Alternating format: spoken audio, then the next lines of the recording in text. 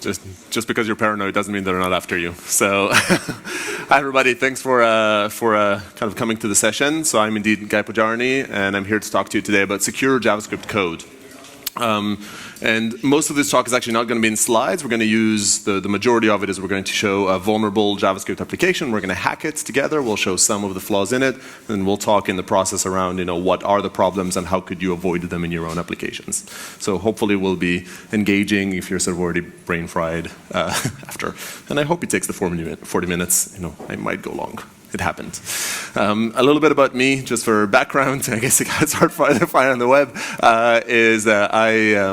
I have about 12. I worked in the world of web security for about 12 or 13 years through the Israeli army and sort of the early companies in the application security world. Then I switched to performance. Found a company called Blaze that got acquired by Akamai, where I was CTO for a while. Working on web performance. So I was in these events in a different mantle. And now I deal with open source security, which kind of touches on what we're going to talk about today. So just to give you some context. So jumping to it, just a few slides to kind of get us going. So we all know JavaScript is awesome, right? We're sort of here for a reason, and we like to talk about JavaScript has won. All these stats. They show the graphs kind of going, up and to the right, and it's good. There's a lot of goodness to it. And there are many reasons for it, right? The ease of use of getting started, the community, just the language itself. And these are some of these properties, right? We talk about built-in memory management, like many other scripting languages, makes it easier to get started. A lot of nice built-in API-friendly capabilities like JSON and serialization. It's naturally scalable. Probably one of the key claims to fame is everything is asynchronous, which is a pain sometimes, but it also allows us to sort of naturally scale. There are a lot of tools around, notably templates, which really bridge that world from Node.js or sort of server-side JavaScript to client. And in kind of that mantle, we also talk about isomorphic JavaScript. So we can share, again, one of the claims to fame of JavaScript is that you can use the same language to write code both on the client side, in the browser, and on the server side. And then alongside all of those, we've got a flourishing NPM package ecosystem, which is imperfect, but it is extremely powerful and it's growing by leaps and bounds. So these are all great and they're great capabilities. But sometimes these very same properties that make JavaScript awesome also make it vulnerable, are also kind of at the core of some of the risks involved in using this language. So we'll talk about some of those today. So putting kind of the paranoid hat on, I look at built-in memory management and I say, but you can use buffer in Node and that might circumvent it. What could happen there? We talk about serialization. That to me is a path to type manipulation, which we will talk about a fair bit here, around modifying these types through JSON and seeing what happens in the application. Single thread, asynchronous event loop, that's a single thread. That's a single point of failure. It means if I can block that thread, I can take down the application. So each one of these components, and we don't really need to go through them here, represents a behavior. And every behavior has downsides as well, right? It has some of its own risks, which we don't talk about as much. I don't know if it's my beard here that's kind of shaking us up. It is growing since that headshot that was in there. So these are sort of the properties that we're dealing with. One of the things to also remember is that while we use JavaScript a lot, we don't write all of it. Sure. We don't write all of that code. It's not always your code. We've got NPM, and we use NPM, and in fact, NPM is a massive part of our code. The NPM usage has exploded. This is a slide I need to update every time it shows up, and just numbers keep ballooning up. 11 billion friggin' downloads a month. I mean, just massive, massive numbers, and great community that's building those up. And a typical application consumes those. A typical Node.js application has, I think, around 400 or 500. I saw different stats. So definitely in the hundreds, sometimes thousands of different dependencies that are pulled in directly or indirectly. You use a package that uses a package that uses a package. And it leads to the situation where this is your app and this is your code. And this slide is like, you might think it's a negative slide, but I actually think it's a positive slide, right? All I had to do is write that sort of purplish amount of, do that purplish amount of work, and I got that orange-ish amount of value out of it, right? I got all this functionality, all this great stuff, just by writing that tin-bit amount of code. But it's also scary. Right? It sometimes makes us think that we say JavaScript has won, but it kind of changes the sentiment a little bit. It's like it won in some areas that are not always awesome. And what's important from a security perspective is to understand beyond those properties is that just like most of your application's code comes from NPM, most of its vulnerabilities come from NPM as well. Most of that code you have in your application is the goodness, but it's also the risk, and that includes vulnerabilities. This is real, sort of in the real world stats. You see that roughly 1 in 7 packages in the ecosystem carries a vulnerability, either in its own code or in one of the libraries that it uses. So it brings along a vulnerability, a known vulnerability.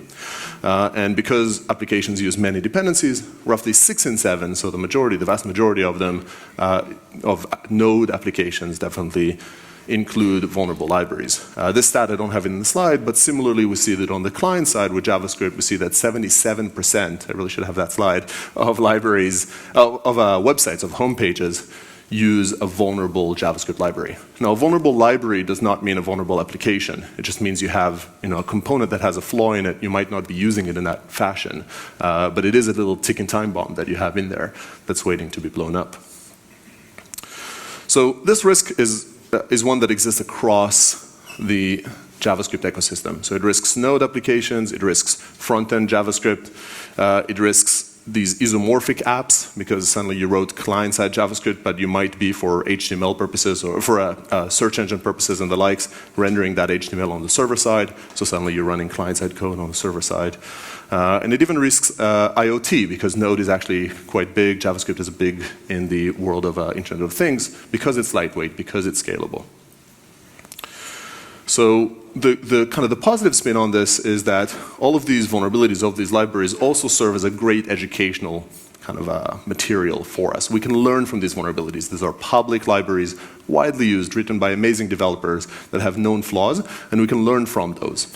And that's exactly what we're going to do for the rest of this talk. So we're going to take an application that uses a bunch of libraries that have known vulnerabilities in them.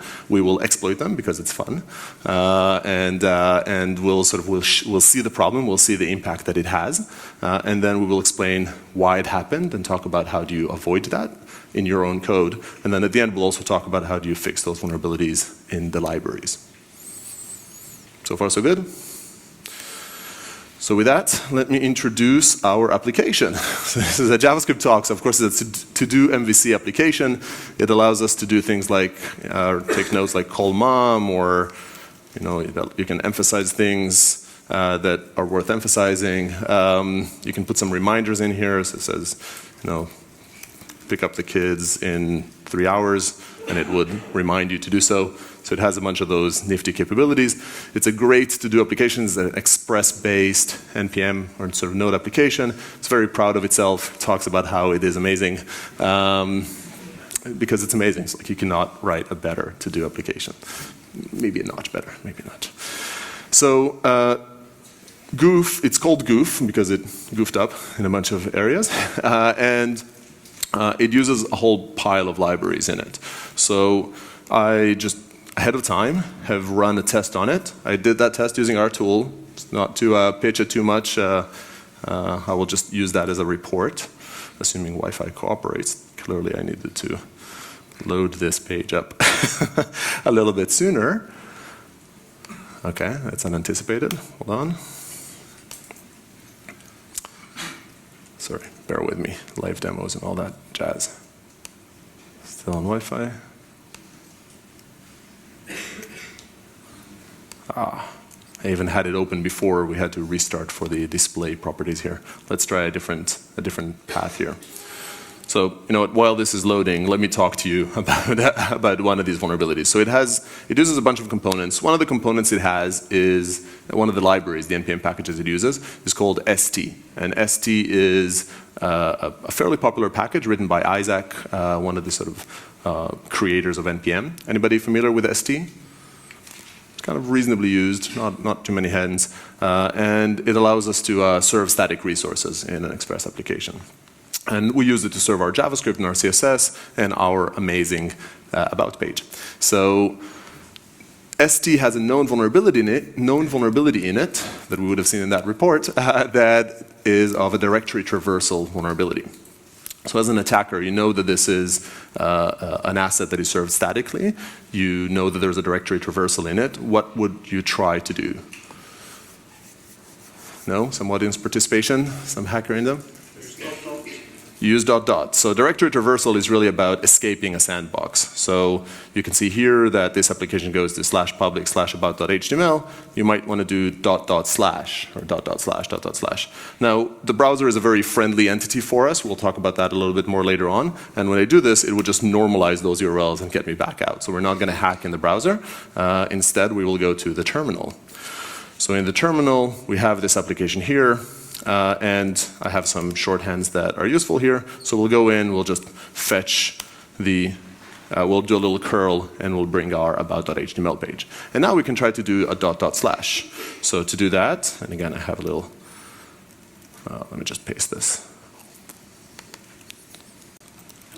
Copy paste, we can try to do dot dot slash. And what that might allow us to do is break out of the folder we're currently in and be able to see other folders. And if I do this, I don't get anything. Really, if I go back up, I will see that I get the goof to do homepage, and really all it got is the dot dot slash. Because this vulnerability is a bit more elaborate, and if you were to read the advisor you didn't see, you would see that it actually falls for a URL encoding vulnerability. So what would I do if you know that it's a URL encoding related vulnerability? You would URL encode. So you do something like this, %2e, and you will see what happens. And voila. Okay, we're just getting started. Now we're seeing the folder in it. This has some interesting components to it. You know, first of all, yes, we've invoked a vulnerability. Second, we're seeing a directory listing. Directory listing is on by default for this ST package. This is also a common property for these libraries. They might have insecure defaults. It's not a vulnerability per se. It's a configuration. You can turn it on. But insecure defaults are oftentimes a plague.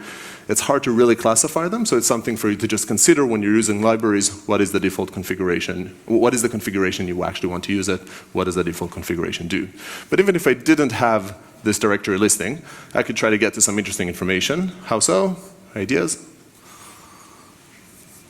It's because dot dot slash is actually an infinite action. You can go in as much as you want. So I can just go in here and say dot dot slash, dot dot slash, dot dot slash, and then end that with etc pass WD, and voila, I got the etc pass WD. So it's fun.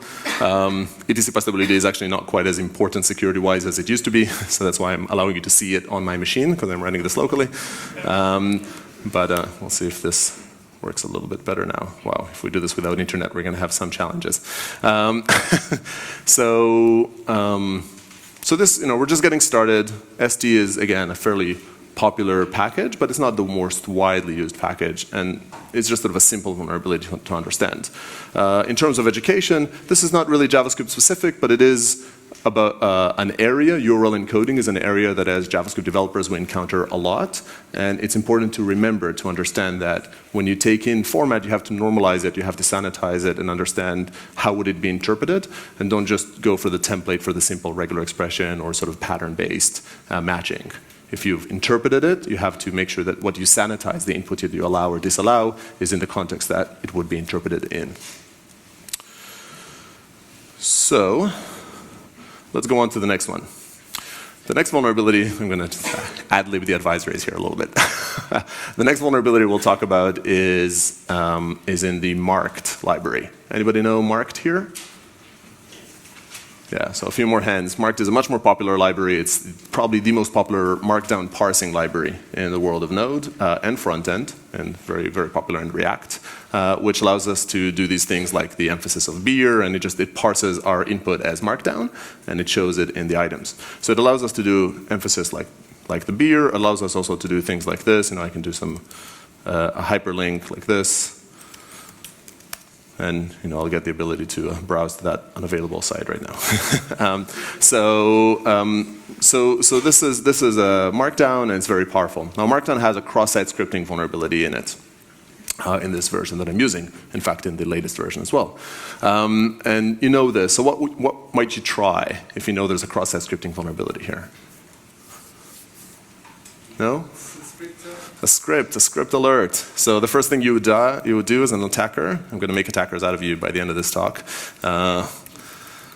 is do something like this. You're just going to try to do a script alert 1/script and enter, and nothing happens. Once again, interestingly, marked has a really, really fancy sanitize function.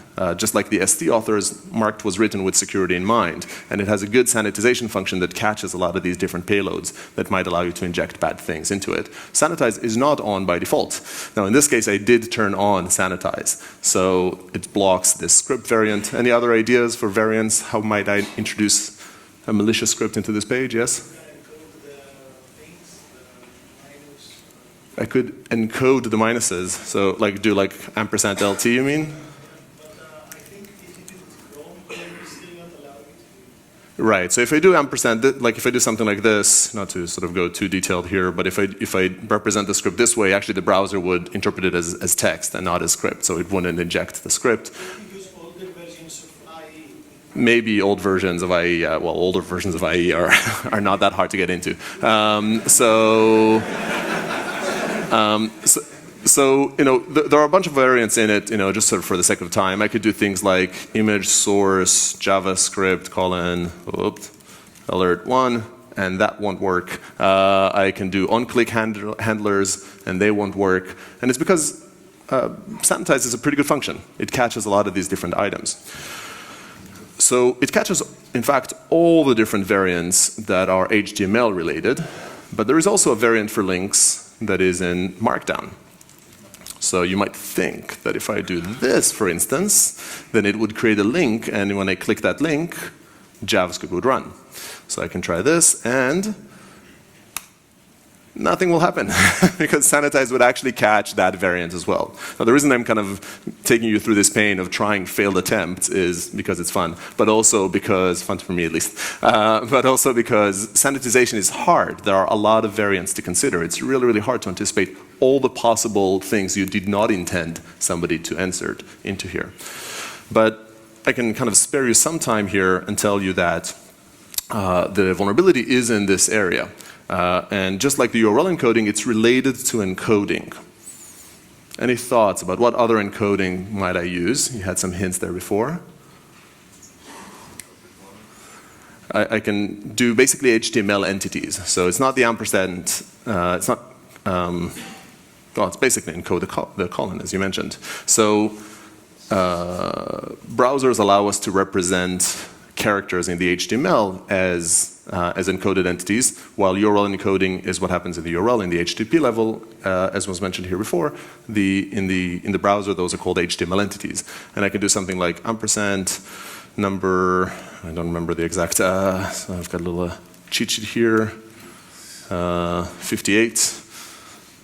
58, and I know from experience that I need to do this as well. And what this would do is, okay, take like character number 58 and put that in, and that encodes colon. So if I do this, nothing happens. Marked is in fact perfect in terms of its spec enforcement for what's allowed and what's not allowed. The browsers, on the other hand, as we mentioned before, are kind of friendly. So what happens if I do something like this? I add the word this here. So the browser comes in and says, well, you gave me the ampersand, you gave me the hash sign, you gave me the 58. You forgot the semicolon, but I know what you meant. You know, you meant a colon here. That's okay, we're buddies. You know, I'll let you have this one. So when I do this, they put the colon in it. And when I put in the colon, everything that follows is JavaScript. This is just a variable in JavaScript, semicolon, alert 1, and if I click this, I get the alert 1. So again, I'm kind of taking you through a little bit of pain here just to understand the journey, and it's something that you should sort of internalize as the developers of it. This is really not something to sort of point fingers at the developers of Marked, not on the vulnerability itself. In fact, there's another cross-site scripting vulnerability right now in Marked if I use base64 data URIs. So if I inserted that, the browser would again interpret those, and they can be JavaScript behind the scenes. It's just to say that it's very, very complicated to deal with those components. Both URL encoding and HTML encoding, sort of HTML entities, are very real in our world of JavaScript, and it is all but impossible to capture all the different permutations that are there. Your only way out, that is truly safe or sort of future friendly, is to whitelist instead of blacklist, to talk about what are the legitimate values that come in here. And there's probably no reason why somebody would be able to put, an ampersand and hash or even any one of those characters in a note that I have. And then subsequently you can encode it. You could just never echo that back into the browser as another means of defense. But just don't rely. Both of those examples are meant to both make you aware of vulnerabilities in ST and marked if you want to consider using them, but also to not rely on catching all the different permutations an attacker might send. Okay, let's get fancier. I think I can officially give up on having internet, right? Okay. Well, we'll see. I think I can make that work. These two vulnerabilities are relatively tame in terms of security. The directory traversal is really about information leakage, and I could get to all sorts of sensitive files, but it's just about passive information. Cross-site scripting is a big vulnerability. It's a big deal, but it still requires more involvement. I need to still trick a user into clicking a bad link to make that happen. But let's talk about vulnerabilities that impact everybody, that are more server-side. The next component that I'm going to talk about is MS. Who here has heard of the library MS? No? So MS actually gets, I think, about like several millions of downloads every month. Marked was at 2 million. I think MS actually surpasses it. I don't have internet to vet that now. But it's a very popular package, and it's a very small package. Really all it does is it takes these statements like 3 hours or like 2 days, and it tells me how many milliseconds are in them. So it's very, very popular, and you probably don't use it directly as much, but it's embedded in many, many different components you have. There's MS and there's Moment. They're very similar, and they're both very popular. And they both have redos vulnerabilities. So within the MS library, like many other libraries, the way that this interpretation is done is using a regular expression matching, right? It looks for these patterns. It has some regular expression that looks something like, \d. I don't know if this is exactly, but \d plus, and then it's hours or days or minutes. There's some long regular expression that says if it's one of these formats, I will figure out which unit it is, and then I'll interpret it. And regular expressions are great. They're very, very powerful. And they're probably the most well-used or most widely used algorithms in JavaScript, or in most programming languages. We don't think of them as an algorithm. We think of them as a utility, but it's really an algorithm. And in the world of Node, we really work, or we scale. The way we scale our system is through asynchronous actions, right? When you think about what takes up time in an application, primarily we think about I/O. We think about writing files, or reading from files, or database, or network, right? Doing that activity. And Node fixes that scale problem because all of those actions are asynchronous. But algorithms, including regular expressions, are not asynchronous. They're sheer compute. So if I can make an algorithm run for a long period of time, I can take up that thread. And because Node doesn't really scale with multiple threads, a single thread can serve hundreds or thousands of different users, if not more, then taking down a thread substantially impacts the availability of my application. And I can take down a Node application more easily than I can take down, say, a Ruby application or a threaded application if I can just make it run an algorithm for a very long time. And my best algorithms, my most likely victims, are regular expressions. So let's talk a little bit about sort of that attack. This is called regular expression denial of service, RDoS for short, and it's quite prevalent in the world of Node, or JavaScript as a whole. Now, RDoS is not as relevant in the browser because the worst thing you're going to do is going to get that annoying prompt come up that says that this script is running too long and you have to shut down the browser, which is not very lucrative for the attackers. But it's annoying to the user, but not more. But for server-side JavaScript, it is very relevant. So let's take a look at this a little bit. So first, we'll switch again to the command line. And we're going to invoke our form here. Instead of using curl, I'm using a command called http py or http, which is just a fancy curl, which does some syntax highlighting. Is the font big enough? Can you see this okay in the back? Can you move the window a bit more to afterwards so we can't see? Oh, the bottom. Okay. Here we go. Like this. Give us some light as well. So I just, if I can do this, I'm just switching to the command line, and I will say echo content call mom in 20 minutes, and then if I go back to the browser and reload, I will see that we've added this item, right? Just basically made that same browser call in the terminal. But what I can do in the terminal is get a little bit fancier, and I can run this. So I can say, buy milk in, and then provide 60,000 characters, 5, like 60,000 times the character 5 minutes, and that would lead for a very, very long string. And regular expressions are known for the fact that the amount of time it takes, their processing time is non-linear to the length of the string. So if you provide a long string, it might take an exponentially longer time to actually process the string. So let's try this out, right? We'll go in here and we'll send 60,000 minutes. Worked pretty well. We sent this very, very long string. I can't even scroll up probably in the terminal. And it worked. It returned very quickly. Nothing really happened.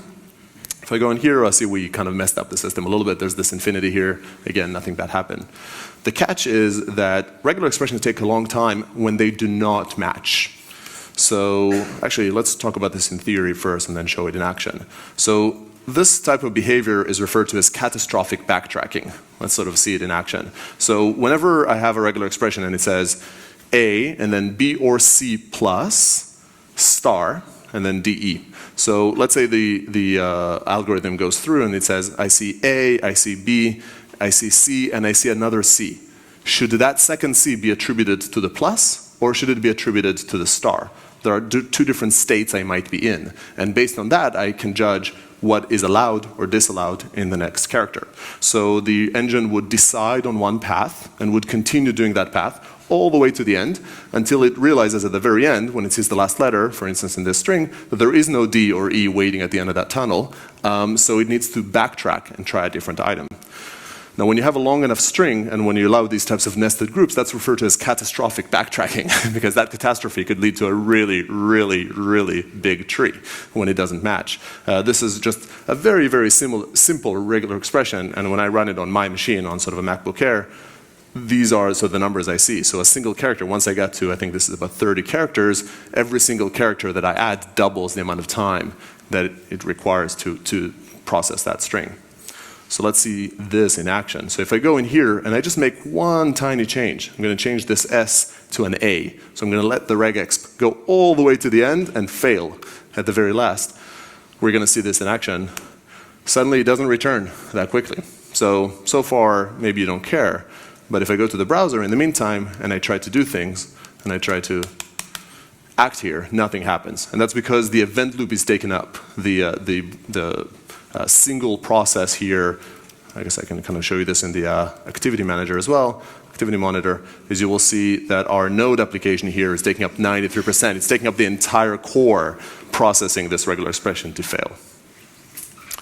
Redos are a big deal in the world of JavaScript, especially in the world of Node. It's very, very easy to make them. Most people are unaware of this risk, of this possibility, and they are everywhere. There's regular expressions everywhere, and therefore there's redos very, very often. They don't really matter on the client side, but keep in mind isomorphic JavaScript. If you're using some client-side components, if you're using moment in React, which is, for instance, very, very popular, and you're doing some regular expressions there, if for search engine optimization you process that page on the server side, you might take down that server if somebody also adds to that request the user agent that fakes to be Google, or something like that. So in this case, if I didn't add another 0 to that 60,000, otherwise we could have stopped the presentation right here. But I think you've sort of seen the demonstration of it. Specifically, MS and Moment both have notable redos vulnerabilities. So if you're using those, do beware. Okay, so you're ready for the next step? We're sort of trying to increase in complexities. The next vulnerability I'll talk about is in Mongoose. Who here has heard of Mongoose? Okay, there's those who heard and raised their hand and those who heard of it and didn't raise their hand, right? Mongoose is the way to use MongoDB, which is the database, the most popular database in the world of JavaScript and Node. Mongoose has a few notable vulnerabilities. It has one vulnerability that is due to an object called buffer. Buffer is a very finicky object. It is, and let me sort of show it to you. So Node supports a variable called buffer, and it has two constructors. You can give it a constructor that looks like this, and what it would do is it would pre-allocate a buffer with those 2 characters in it. So far, so good. But it also supports this constructor, in which case it would allocate 80 characters with whatever random data was in memory right now. And by default, and I'll talk, this is changing now, but by default, it does not zero that memory. So if I repeat this again, you will notice that I get different data every time. I get different blobs. So as an attacker, if I can get an application to allocate a buffer of data for me and then send that back to me, then I will be able to see memory that was in memory with whatever was randomly stored in there. That's remote memory exposure, and that's basically what Heartbleed was all about. When you talk about OpenSSL, if you do it enough times, you will get all the secrets that the application is privy to. Source code, secrets in the code, all sorts of certificates or such that might be in the code. So in the case of OpenSSL, it was very much about the private key. That was the holy grail. In the case of an application, it's source code and it's the secrets that are embedded inside.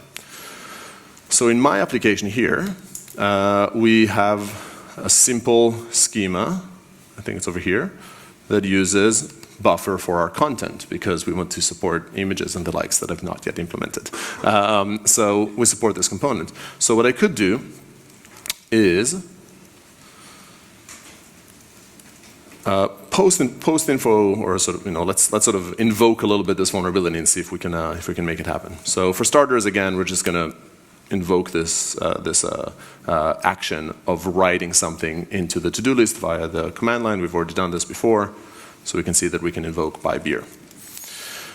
Next, we will change something here. So many applications in the world of JavaScript support an API, and in most cases they support that API. In that API they support a JSON input. This is built in, it's very easy to add it to Express, it's common practice in our world, and it's great for interoperability, and it's great for sort of our functionality. And it means that I can do the same action that I just did here before with a form in JSON format as well. So I just asked it to fix the bike, and I go into my browser and I can see that I've asked to fix the bike. So far, nothing new. But because it's JSON, I can do something interesting. So I can do this, which would just post an item that says 80. But I can also do this. And when I do JSON deserialization, one of the kind of attribute that happens here is type inference. And it figures out which type is this variable that I just received. So when I do content 80 or maybe 800 to make it more visible, what happens is this variable that comes in, the value of the variable content, is now an integer and not a string. That might trigger the other buffer constructor, and just for convenience, I'm returning the note here. You can see we got a much longer component. I can do this a few times here, and then there's no real telling what would happen when I go to the browser. Sometimes I get snippets of source code here. Here we see a little bit here. We see some defaults. Disappeared on me. Because the browser is clearly not rendering this data well. But the more I do this, and of course as an attacker I would do it and delete it and do it and delete it, eventually I will leak out all of this information. Here we go. We got some source code. So remote memory exposure is a problem. Buffer is a tricky object, and there was a lot of conversation about why the hell is it not zero field by default? Like why not do it? Now originally the decision was for performance reasons. This conversation about whether that should change happened around node 4. Node 6 came out and no change was made. They created new functions called alloc safe and alloc unsafe that allow you to explicitly say I want this to be safe or unsafe, but the default constructor remained the same. Now, in Node 8, they finally modified it, and in Node 8, which is, I think, tomorrow in long-term support, buffer is zero filled by default. We can actually show this by switching to Node 8. Here, I'm just going to use node env and run my application again. Let's see that it works. I'm now sort of fearful every time I modify that there's some internet reliance. So now, if I do the same action, I get all A's. I just get zeros and zeros and zeros. So if you're using Node 8, these vulnerabilities in buffer go away, which is great. If you're not using Node 8, switch to Node 8. Cool. So we saw Yeah, I think I'm okay with time. So this vulnerability is interesting in that it highlights two things, actually. One is we saw Buffer. Buffer tripped up a lot of different clients. It tripped up WebSocket, and it tripped up a lot of different libraries in the Node ecosystem. So there are a lot of vulnerabilities like this, and if you're using Buffer directly, it might have tripped you up. But what we also saw is the first inclination of something called type manipulation. Because I provided JSON input, I could control the type. And while it's fairly well known, I think as developers, you know today that you need to input sanitize. You need to see that somebody didn't insert those things that we showed in the marked exploit in the cross-site scripting. It's not quite as well known to think about the attacker manipulating or controlling the types. It's not as common to say, you know, check that the type that you've received is indeed a string or something like that. And type manipulation is a beast in the world of JavaScript and other dynamically typed languages. There are many vulnerabilities that revolve around it. We're going to show two more that are interesting. One is not in a library, but in our implementation. It's referred to as NoSQL Injection. Who here has heard of NoSQL Injection? A little bit, okay, actually better than, it's like awareness is growing more so than I've received before. So SQL injection, I think many people know, and you think, well, NoSQL has NoSQL, so and with it, you know, the injections go away. But in reality, NoSQL is not quite that flat. Most NoSQL databases, including Mongo, support some form of lookup. So let's sort of play with that a little bit. In our application here, we have, let's delete some of this noise. We have another page, it's hidden in here, which is a /admin page. You probably can't see me type this, but it's just an admin page. And in the admin page, you can type in, and the username is admin, and I can tell you just between us that the password is super secret password. And I can get admin access, which doesn't let me do anything yet, but that's fine. So it's an admin portal, and it does that by checking if the user in the application is indeed an admin. So it looks it up. So when I make that post, if I do, I think it's again, I just have these shorthands here. So I can do echo. Again, I'm just invoking the same action through a form here, username admin, password, super secret password. And then I can log in. If I scroll up a little bit, I can see that I got admin access granted. And that's good. So like before, this can also be done with JSON because we want to be API friendly. So I can invoke the same action, admin, super secret password, and log in. Once again, I will see admin access granted. And just to sort of show it once, I will show you a case of the wrong password. I'm quite literal in my examples here. Wrong password. And if I do that, then I will just get redirected back to the username and password field. I didn't get admin access. So far so good. This is just invoking this action via the API.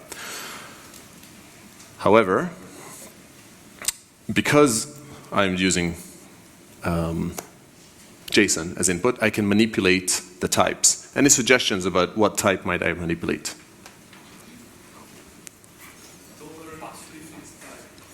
The prefix tag, correct. So you might not know this. This is a little bit more like Mongo foo, a little bit higher up.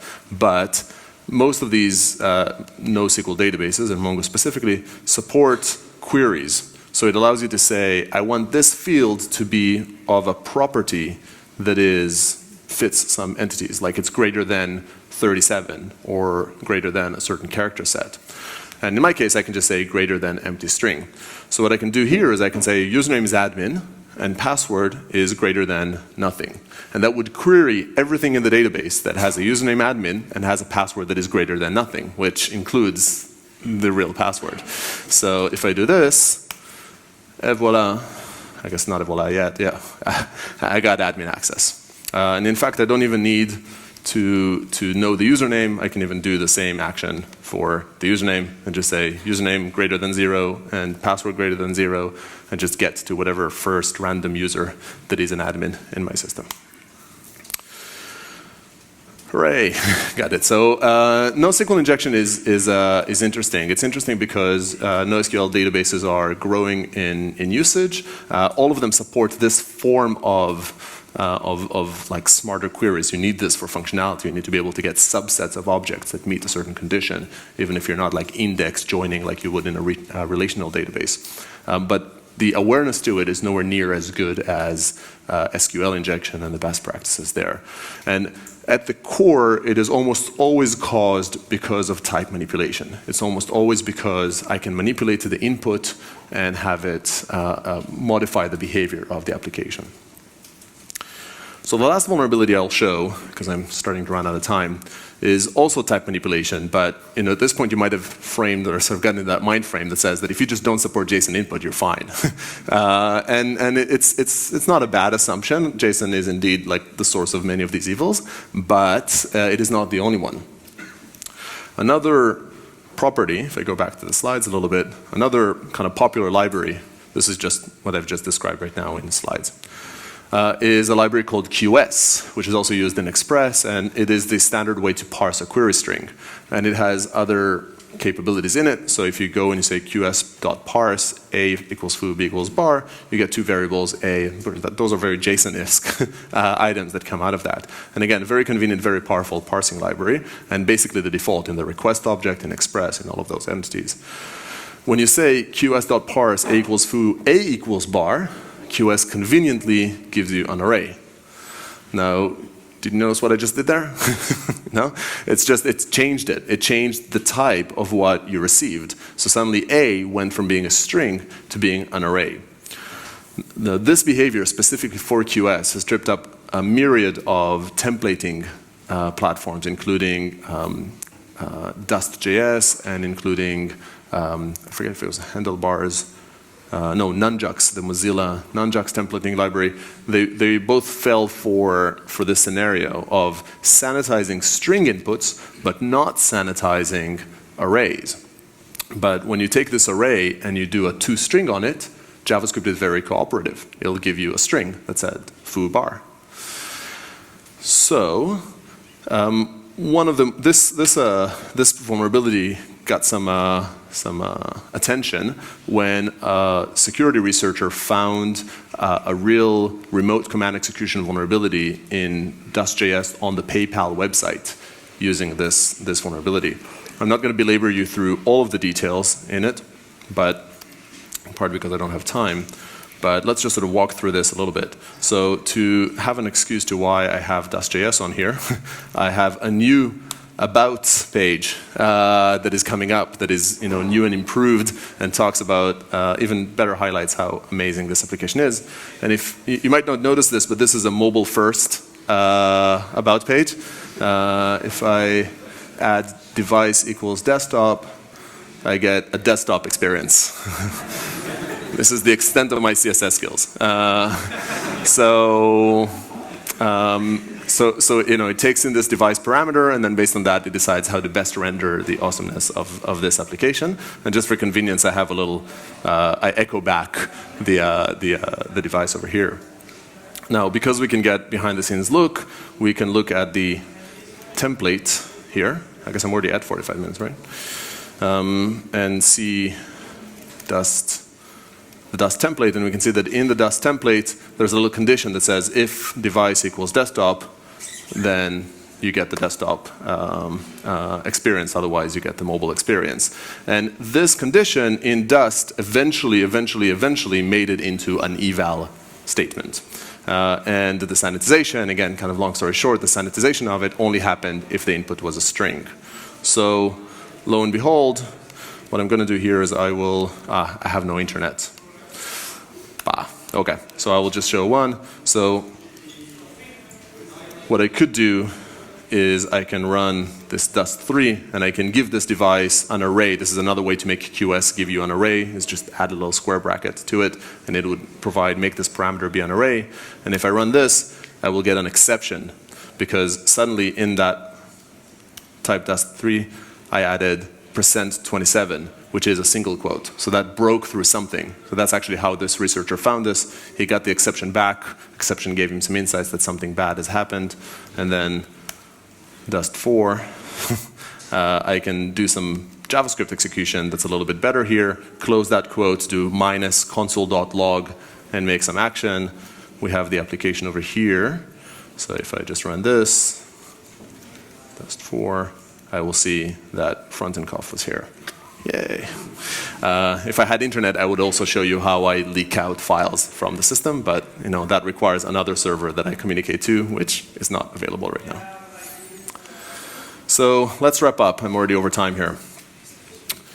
So first of all, don't start hacking websites. No, it's illegal, especially in these parts of Europe and in Germany, and it's definitely impolite. Don't do that. You can download Goof. I'll kind of tweet out the link for it. Goof is a vulnerable application, and for training purposes, for playing internally and for fun, you can use it and you can do these hacks, and they're all convenient files in there. Talking a little bit about the takeaways, we talked about a variety of capabilities that are either in JavaScript or around how we work in JavaScript. And I would kind of just to remind you the key ones, consider encodings and try to do whitelisting wherever you can instead of blacklisting. Beware long-running algorithms, especially regular expressions, and then beware type manipulation. It's, to me, sort of the next big wave of attacks. Specifically for buffer, hopefully this problem is on its way out, but if you're using older versions of Node, think about buffer and not initializing it with integers. The other aspect that we didn't talk a lot about is these libraries. So all of these vulnerabilities happened without me writing any of this vulnerable code in my application. I made very legitimate, very typical use of these libraries, and I became vulnerable. My application became vulnerable. When you consume a library, it is your responsibility to deal with its security. There's nobody else. The author of that library, you're not entitled to anything from them. They gave you some amazing capabilities for free, and now it's on you to make sure that you track whether they're problematic or not, that you track whether they have known bugs that they fixed, including known security bugs, also known as vulnerabilities. So track those. In those, you need to make sure that you take the blinds off, you find these issues. I'm biased, I would say you can use Sneak. There's also Node security projects. There's Retire.js. There are other tools out there. You want to make sure that you fix them. Some of these tools can help you do that. And then make that a continuous process. Break the build if you're introducing a new vulnerable library. And make sure that you are teed up to respond well when a new vulnerability gets disclosed. You will be deploying these libraries today. Nobody would know that they have a vulnerability in it, but tomorrow somebody will find that vulnerability, would publish it, and now the world knows, including the attackers, and there's a bit of a race to see how quickly do you fix versus how quickly is it exploited. The Java world actually showed us an example of this with the struts vulnerability earlier this year, where there was massive exploits of this trivially exploited remote command execution in a Maven library.